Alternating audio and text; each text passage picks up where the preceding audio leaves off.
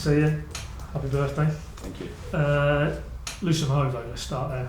What can you tell us update-wise from that scan you said you had pre-game? Really small, low-level injury, right just below the area where he had his surgery before. So it's one of those. It's disappointing, it's frustrating. Obviously, built him up. I think the programme to return him was very good. He put him into games, which is the unpredictable element, just in terms of the nature of Championship football. And yeah, he's just found it quite tough, I think. And like I said, it's a really low-level thing, but I think it's now going right. What's the exact plan he needs to make sure that he can stay back? Because it's a setback, because he was obviously in a decent spot. So in terms of from here, is that not even maybe targeting a certain game or a period? It's just that you're just trying to get him right now and robust enough to when he does need to go game after game, he's able to do it.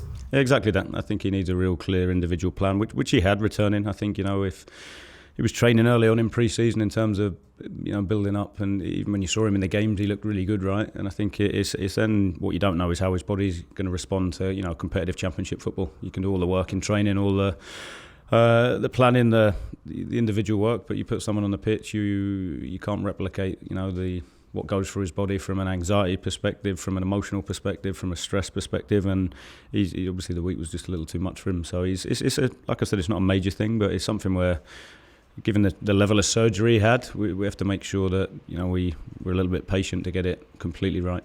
Just to clarify, it's said on Saturday, it's not exactly the same sort of quad muscle area, but is that area in terms of where we're talking about? Yeah, it's a little bit below, so it's related to it, but it's not the same spot. I think that it naturally, and again, obviously it was pre my time coming here, but when you see the extent of the injury and what they had to do to repair it, it's a major piece of surgery. So it naturally, you don't know how the body's going to respond when it's returning, given, like I said, the stress that goes through it.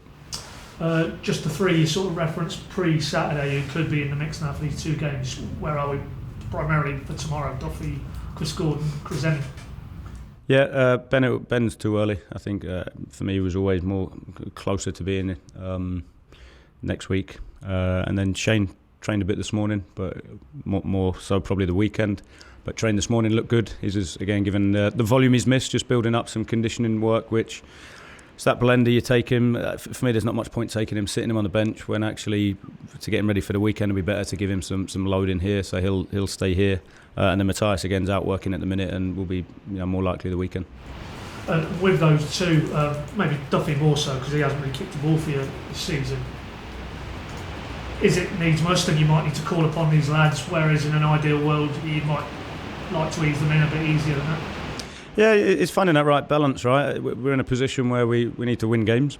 So again, I think it's the more options we've got to help us do that is key, but it's also the beyond that, in that you don't want to be completely stupid and reckless and put people in when there's a really high level of chance of them breaking down. So they're the constant decisions that we have to make, and it's finding that right blend of, look, we need competition, we need bodies available now to help us try and change the spot we're in, but also you want to keep them back.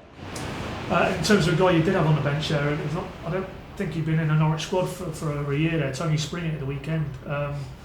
In terms of his story, because he's had a lot of frustration with that back issue. So good for him on a personal level to be fit enough now to be in your thoughts for the 20. Yeah, and he'd had some exposure and minutes in the 21s, which was really good for him.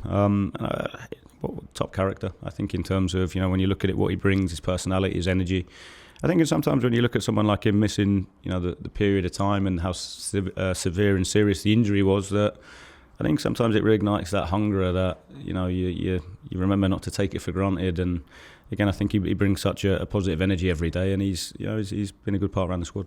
Where do you see him, in terms of role in the side? Because when he came in and he was in and around it, he was quite a versatile type of player. Do you see him in a specific area of your squad?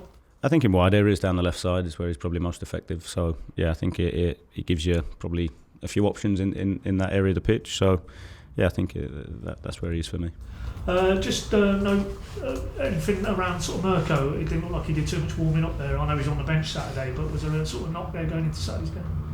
Just a little bit of fatigue more than anything, I think, given the adaptation where he's at. So he'll be involved tomorrow. So yeah, nothing to worry about. In terms of the guys who were involved at the weekend, is there any that we haven't mentioned there that are coming out of that game for tomorrow? Are there any concerns around? No. Just wanted to ask you about one of the longer term ones, because we've not got an update there in the last few weeks. But Elliot Miles, where is he in his fitness sort of recovery journey? Yeah, really close to returning. He's out on the grass now doing some conditioning work as well. So he's probably best part of 2 weeks, I'd say, maximum from joining full team training. So we'll gradually reintegrate him into certain practices, certain things that that are safe for him to do, and then he's not a million miles away from being full training. I know he's a young player, and obviously you're not going to put too much expectation on him, but in terms of the area of the squad, it's good to have another option. You just talked about Tony Springer. He's another one in those wider areas to just give you a bit more depth. And competition, I think that's what we need. Spoke at the weekend, didn't I, around people stepping up and owning it and taking responsibility, but when you also need to be able to hold people to account when they don't. So again, having what we've got coming up in the next week, 10 days, having an extra 3-4 bodies in certain positions, like Matthias, for example. I think what it does, people have got to raise their game and deliver, and I think that having that competition, having players and, like you said, those attacking positions will help us do that. And on that very point, I was going to come to that. But you were very candid post game. You said you're clear, you'll own your performance. Players need to step up, as you say there, and own theirs. I mean, you went on there to talk about maybe a lack of hunger to go and grab a game. Maybe even given the atmosphere at Carrow Road, there one or two were hiding. I mean, that's strong stuff to hear externally. But I guess anything you've said there publicly post match, you've said privately to these players. Yeah, that's really important. That for me, we were in yesterday. We had a long meeting, showed a lot of things that, again, I can use words around like there was too nice, but for me I have to show what it looks like in terms of when we talk about being tough, everyone jumps to without the ball and duels. For me, being tough is staying switched on for 95 minutes, and that when we look at it, and like I said about owning my aspects of my performance, where I want to put my energy, we have to move on quickly from shooting ourselves in the foot too often, and that was the key message to the lads yesterday. I want to be able to coach us. How do we create more? How do we get into more dangerous areas? We had really good control, but how do we turn that control into more shots, more opportunities for our attacking players? But when you switch off too often, or there's too many basics not at the level, that for me at this level, the expectation that we should have in terms of this club, we're spending too much time talking around the basics of the game, which of course we have to address it, but they have to be at a higher level, and that's the bit for me where I need the players to step up and own that, and they were, I've had some really good meetings with them, been real clear, real transparent, real honest, which I think is important. And yeah, we have to put it right. And that honesty and transparency, I mean, that's key, because you can feel that you can say privately and publicly those words which might hit, is there a danger it can tip the other way, and you hear about players maybe not putting it in then because it feels that maybe the criticism levels are too much, or there's maybe modern players are a little bit too thin-skinned, rightly or wrongly. That seems to be the perception. But is it getting that balance that you have to be honest, you have to be transparent to try and move this thing forward? Yeah, I think so. For me, I think so. I think it's really important that like I said, I'm really conscious. I don't come out and throw people under the bus. I don't come out and name people. I don't single people out. I think that's probably the difference for me. I think it's I'm not going to hide away from what it's looked like at times, because the fans can see that as well. So I'm not going to try and like I've said before, when the lads' attitudes, behaviours, and when we talk about bravery and focus is where it should be, and we lose games, then of course I'll be honest on that front and I'll defend the lads. But when I'm looking at it going, no, we've got to be more switched on there, we've got to be braver, we've got to show more focus, we've got to show more aggression and intent. We talk about behaviours that for me are non-negotiable, then of course I'll speak about it. But hey, the lads are quite clear. I think they know how I am. I think we've all got the same goal. We've all want to achieve the same things, but we have to get there. And of course, the world we live in now, naturally, I think sometimes the lads are dehumanised a little bit, rightly or wrongly. The whole the world we live in, they're on social media, they'll see it, and yeah, it takes some thick skin. You have to develop that sometimes. You have to develop thick skin. It's not something that you can't just be tough all of a sudden. It's bits that we have to educate the lads on, that we have to pull them through, that we have to support them with. And when you've got young players that are moving here, that it's not always a nice smooth trajectory to where you want to get to. It's our job's to pull them there, to support them, help them, and make sure that we do everything we can to help them achieve it. I think the other probably aspect that reading between the lines that a lot of fans maybe have jumped on post match, what you said was around recruitment. You were asked the questions about that, and I think you said maybe the composition of the recruitment hasn't been right. Now, whether you were referring to the last window or maybe previous windows, what exactly were you talking about there? Is that because, as you went on to say in that answer, maybe too many young players needing time to bed in? Is it that balance in terms of maybe not enough Championship English experience? I think it's one of those. We've recruited some really, really talented players, and again, I think that's the bit. It then takes time to build a team. You have to talk about it. When you look at Chelsea 2 years ago to where they're at now, I think it doesn't just happen overnight. I think when I talk around squad composition, I think one issue is the availability. So again, I wouldn't say we have an abundance of leaders, so we have to try and develop it. But also probably some of the ones that I would call our maybe more experienced players at the level haven't always been available for us. So again, I think it's definitely a bit which, and have chats with Ben around. We're real honest, we're real clear that we need to move it forward, and it's in a case of how do we do that. And that for me is, like I said, we're in a tough patch. We'll have to develop some resilience. I need to develop some leaders. I need people to step up, and then it's a case of how do we do that. But in terms of maybe zooming out a bit on the recruitment, I mean, it's maybe understandable on one level. It's the first window you've come in and your coaching team have come in. You're obviously trying to hit the ground running, as it were. And of course, here, like every club, Ben will have his recruitment department, and they're working over and above and separate to whoever the head coach is. It's window to window and processes. Do you need maybe a period where that has to almost align between maybe what you're looking for in terms of squad profile and what the club themselves have been working on? Yeah, there's real alignment behind the scenes, I think, in terms of what we're trying to do and how we're trying to get there. It doesn't mean you're going to get it spot on all the time, and we have to get more right than we do wrong, and we also need time.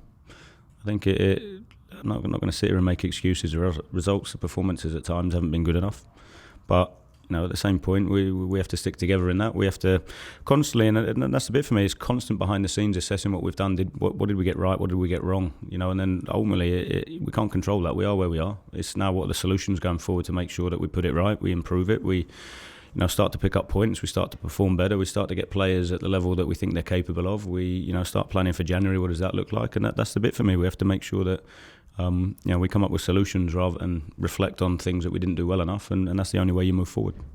You talked there a lot about needing to develop leaders, and that's maybe a mid to longer term. But for these two games now, these two tough away games, are you in your own mind now thinking I need to tip towards maybe as much in terms of availability you've got there, but that experience factor? Because given the situation you're going into these two games, you're probably going to need to lean into that players who've been around the block and know what to expect in these two games. Yeah, I think so. I think any head coach, any manager, you want to know what you're getting.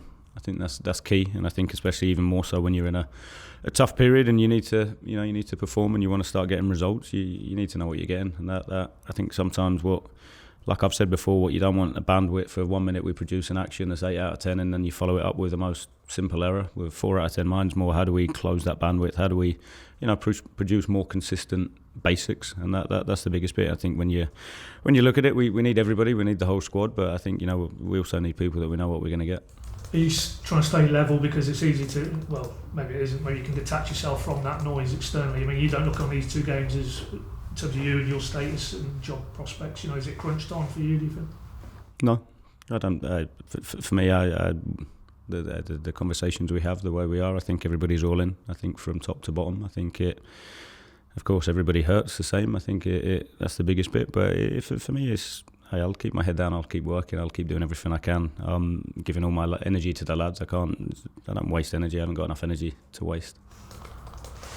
Yeah, that goes for us all. I think one level, though, as much as you're desperate to turn it around at Carrow Road, you've now got 2 away games. Is there maybe less pressure or maybe less expectation on you in these two? And as you've shown this season, 1 defeat and 5 on the road, and you've gone to a lot of tough places as well.